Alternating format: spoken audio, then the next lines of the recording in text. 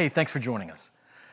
As we've been adjusting to this new normal over the past few weeks, it seems a lot of us are finding ourselves in very similar boats. Some of us may have more resources than others, but when you walk into a grocery store and the food's all missing, and you're wondering how secure you can feel about the current status of your cabinet, I think that gives us an opportunity to see how some people see life every day. And the same with our resources. You log on and you check and your 401ks drop 25, 30%. All of a sudden that future security doesn't feel quite as secure as it used to. So we're finding ourselves in a lot of ways in a similar position right now of concern and some of the securities that we've had being taken away.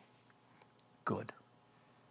Now, look, I'm not saying that this whole thing is a good thing. I'm not saying that people dying is good, but I am saying us taking the time to have perspective is good. There's a concept in the Bible, and it's called compassion.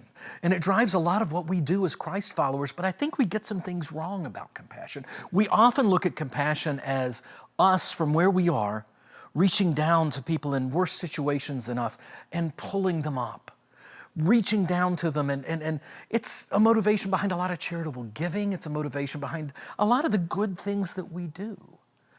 But that's not really what compassion is.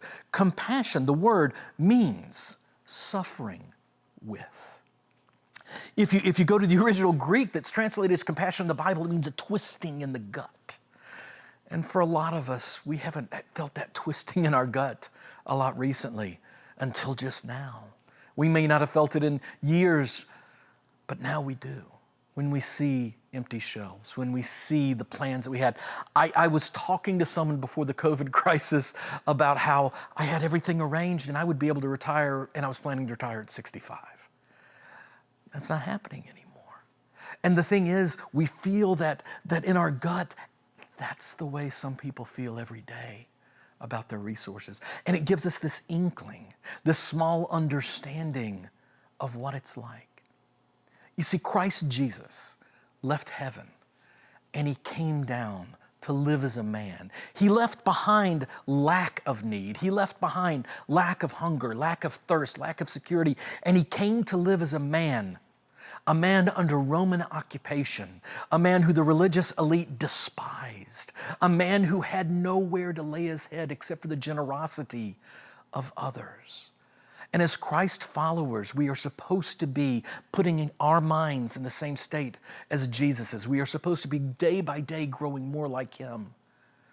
And compassion was a huge component of what he did for us.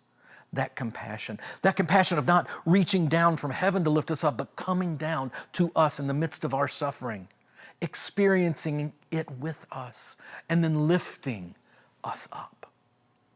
That is where we should be, church.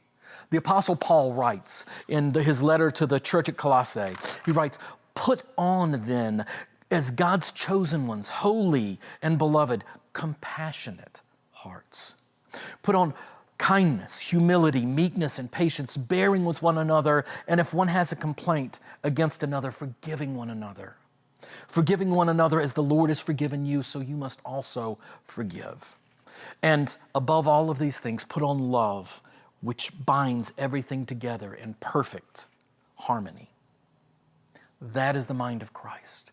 And in this moment, in this time, as we are getting an inkling of what some of our friends and neighbors around the world and in our local community suffer, take the time to exercise compassion. Thank you.